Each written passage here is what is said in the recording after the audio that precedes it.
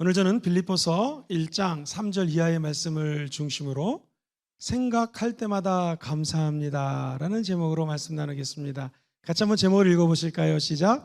생각할 때마다 감사합니다. 생각할 때마다, 생각은 영어로 think라고 하죠. 감사는 영어로 thank라고 합니다. 이 생각과 감사가 같은 어원에서 나왔습니다. 즉, 내가 감사에 관한 생각을 많이 하면 그 감사 때문에 더 좋은 일들이 넘쳐나게 된다는 것입니다. 어두울 때 감사하십시오. 우리의 마음에 빛이 임하게 될 것입니다. 오늘 성경은 이렇게 이야기를 합니다. 내가 여러분들을 생각할수록 하나님께 감사가 넘칩니다. 그러면서 감사하면 기뻐집니다. 시작. 감사하면 기뻐진. 과거에 내가 어렵게 개척을 해서 목회했던 그 지역의 성도들을 생각하니 사도 바울 마음속에 감사가 넘칩니다. 이것을 우리는 과거적 감사라고 표현할 수가 있습니다. 먼저 3절과 4절을 같이 한번 읽어보겠습니다. 내가 너희를 생각할 때마다 나의 하나님께 감사하며 간구할 때마다 너희 무리를 위하여 기쁨으로 항상 간구함은.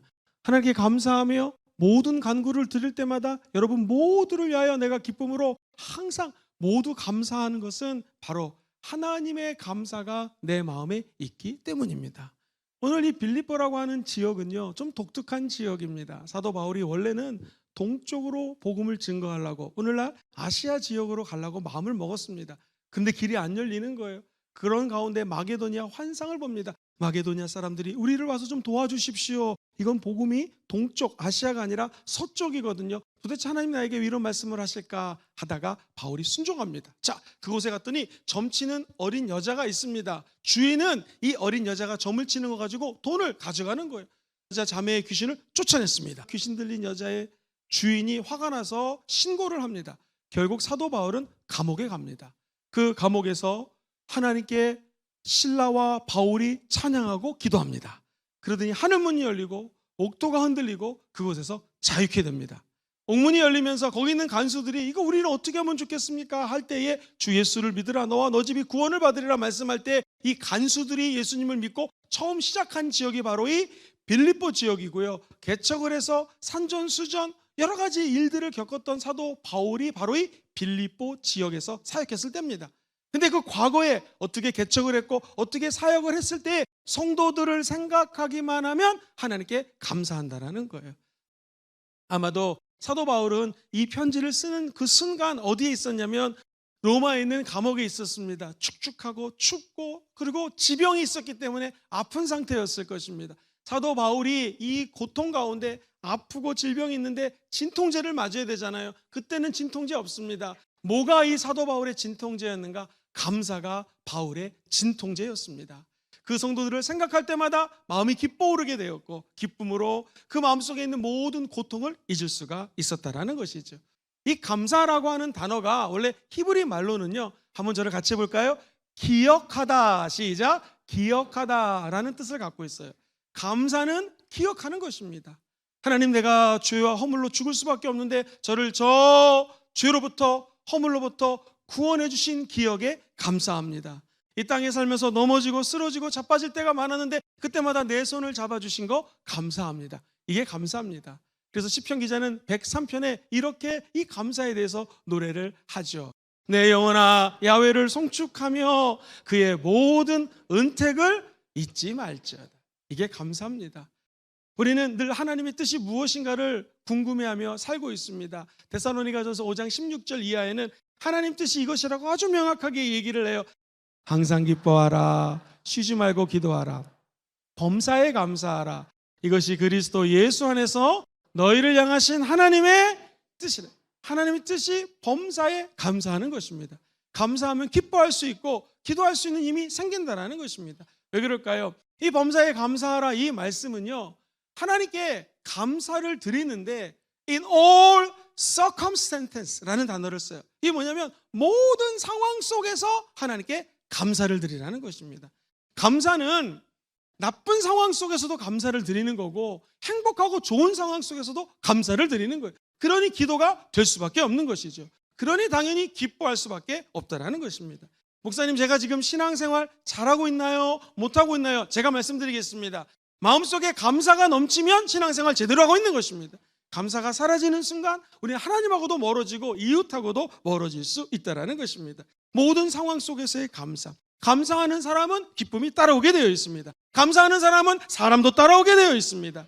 기초적인 감사가 하나님 구원 주셔도 감사합니다. 은혜 주셔도 감사합니다. 이건 사실 기초적인 감사예요. 더 깊은 감사는 뭐냐면 한번 따라할까요? 하나하나 조목조목 감사. 시작. 하나하나 조목조목 감사. 점점 기뻐지려면 하나씩 하나님께 감사할 것을 알아내는 것입니다. 과거에 애굽 땅에서 종살이하며 마귀에게 죽을 수밖에 없는데 광야로 불러주신 거 감사합니다. 광야에서 너무나 인생 광야길이 힘들고 눈물이 났는데 성막에서 하나님의 영광이 비추듯이 내 인생 돌이켜보니 과거에 하나님께 나와 기도하면 구원해 주신 거 감사합니다. 수도 없이 많죠. 우리 인생에서 감사를 조목조목 하나하나 하다 보면은 우리 인생에 나도 모르게 하나님 주시는 기쁨이 다가오게 된다는 거예요. 항상 기뻐하라, 쉬지 말고 기도하라, 범사에 감사하라. 이는 그리스도 예수 안에서 너희를 향하신 하나님의 뜻이니라 하면서 바로 그 다음 19절에는 성령을 소멸하지 말라고 얘기합니다. 즉 이 감사와 기쁨은 성령 안에서 가능하다라는 거예요. 이 감사는 힘으로도 안 됩니다. 나의 능력으로도 감사하기 어려워요. 오직 성령이 충만할 때 감사가 나온다라는 것이죠. 그렇다면 지금 현재의 감사 기도 제목은 무엇입니까? 지금 내가 하나님께 감사한 것이 있습니다. 사도 바울은 이 감사가 이전부터 지금까지 여러분들이 이 복음의 일에 참여한 것이 난 너무나 감사합니다 하면서 현재 감사할 거리가 복음 때문이라고 말씀합니다. 우리 다 같이 한번 그 다음 절 5절 말씀만 먼저 같이 읽어보겠습니다. 너희가 첫날부터 이제까지 복음을 위한 일에 참여하고 있기 때문입니다. 당시 빌립보 교회는요 상당히 어려웠습니다. 사도 바울이 개척했지만 첫 번째 이단이 들어와서 이단과 싸우고 있습니다. 두 번째는요 이 파가 갈라져 가지고 화합이 잘 되지 않고 있습니다. 세 번째 초대교회의 영적인 리더들이었을 것입니다. 아마 오늘날로 치면은 교회의 전도사님이 될 수도 있고 권사님이 될 수도 있습니다. 탁월한 두 리더가 유오디게와 순두계가 싸움이 일어났습니다. 이런 상황이 더군다나 더 힘든 것은 이단이 들어왔습니다. 그런 상황 속에서 사도 바울이 감사할 수 있었던 것은 이렇게 힘들고 어려운 교회지만 여러분이 복음에 참여한 것이 내가 너무나 감사합니다. 특별히 지금 감옥에 가 있는 사도 바울에게 헌금을 하는 교회는 그 당시에 물질이 풍성했던 교회가 아니었습니다. 바로 이 빌립보 교회에서 헌금을 싸가지고 사도 바울에게 후원금을 선교할 수 있도록 도운 교회가 빌립보였어요. 그래서 이 성도들만 생각하면 감사하고 여러분이 복음에 물질적으로 참여한 것이 감사하고 저를 위해서 중보기도 한 것이 감사하고 지금도 여러분이 복음에 참여하고 있는 것이 감사하다는 것입니다. 이 복음에 참여하다는 것이 헬라 원어로는요 코이노이아라는 단어였어요. 코이노니아라는 단어는 무슨 뜻이냐면 교제라는 뜻이에요. 복음을 위해서 여러분이 교제하고 힘들지만 하나님의 의를 구하는 모습이 너무나 감사하다는 것입니다. 이 코이노니아라는 단어를 대부분의 영어 성경은 펠로우십이라고 번역을 했어요. 교제하는 것이죠. 친하게 지내는 거예요. 이렇게 대그룹 우리같이 큰 교회가 아니라 조그만 소그룹별로 감사하며 복음에 참여한다는 것입니다. 이 NIV라는 버전에는요 파트너십이라고 번역되어 있어요. 요즘에 회사에서 혼자 하는 것이 아니라 파트너십을 맺게 되면 내가 창출한 이익을 서로 파트너십끼리 나누게 되어 있습니다. 기가 막힌 번역이에요. 이제는 소그룹으로 나눠서 그 성령의 임재하심을 교제하고 참여해야 된다는 것이죠.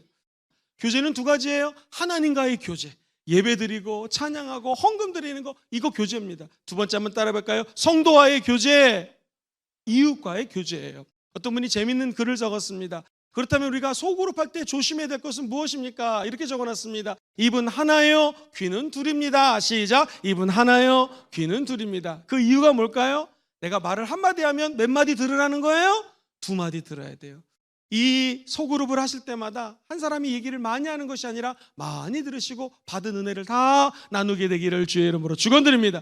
그래서 복음의 파트너십을 이루어서 내가 받은 감사, 내가 느끼는 기쁨을 나눠주십시오. 이것이 2배, 3배, 4배가 되어서 더 큰 은혜로 나에게 다가오게 될 줄 믿습니다. 바울이 여러분이 힘들지만 서로 복음에 참여하고 소그룹 활동하고 이 소그룹을 통하여 하나님께 영광 올려드리는 것만 봐도 내가 너무나 기쁩니다. 감사합니다. 그런 의미입니다. 세 번째입니다. 목사님, 그렇다면 이 복음이 미래의 나의 삶에 어떤 영향을 끼칠까요? 여러분, 제가 여러분의 미래를 감히 예언해 드리겠습니다. 우리 주님이 오실 때 감사하면 할수록 확신이 넘쳐나게 될 것입니다. 저와 여러분들은 예수님을 만날 것입니다. 주의 순결한 신부로 단장되어서 성령의 기름 부으심이 임하게 될 것이요, 우리 주님 다시 올 때 심판받는 것이 아니라 우리는 천국으로 꼴인하게 될 것입니다. 6절 보십시오. 이렇게 얘기합니다. 너희 안에서 착한 일을 시작하신 분이 하나님이잖아요. 착한 일은 복음에 참여하는 거예요. 그리스도 예수의 날까지 이루실 줄을 우리는 확신하노라. 그리스도 예수의 날은 예수님이 다시 오실 때입니다. 그때까지 우리의 꿈과 비전이 이루어질 것을 우리는 확신한다라는 것입니다. 즉 우리끼리 복음 안에서 교제를 하면 열매를 맺게 되어 있습니다. 열매에 대한 확신이에요. 성령 충만하면 사랑, 희락, 화평, 오래 참음, 자비, 양선, 충성, 온유, 절제와 같은 열매를 맺게 되어 있습니다. 복음에 참여한 여러분들에게는 하나님의 한량없는 은혜가 부어지게 되어서 시냇가에 접촉이 된 나무들은 수없이 많은 시절을 쫓아 열매를 맺는 것처럼 여러분들에게는 열매가 있다는 것입니다. 그 열매가 무엇입니까? 감사의 열매라는 것입니다. 여러분의 미래는 감사로 주렁주렁 열매를 따먹게 될 것입니다. 그 이유가 무엇입니까? 복음에 참여한 자들에게는 하나님이 반드시 열매를 허락하여 주신다는 거예요. 다시 말하면 미래 감사까지도 땡겨올 수 있는 능력이 여러분이 현재 예배를 드리고 감사할 때 가능하다는 것입니다. 마지막 네 번째로 한번 따라해볼까요? 절대 감사. 그냥 모든 게 감사한 거예요. 내게 주어진 모든 것을 먼저 감사해버리는 거예요. 그리고 하나님의 주어진 그 은혜 가운데 따라해볼까요? 미리 감사. 미리 감사하는 거예요.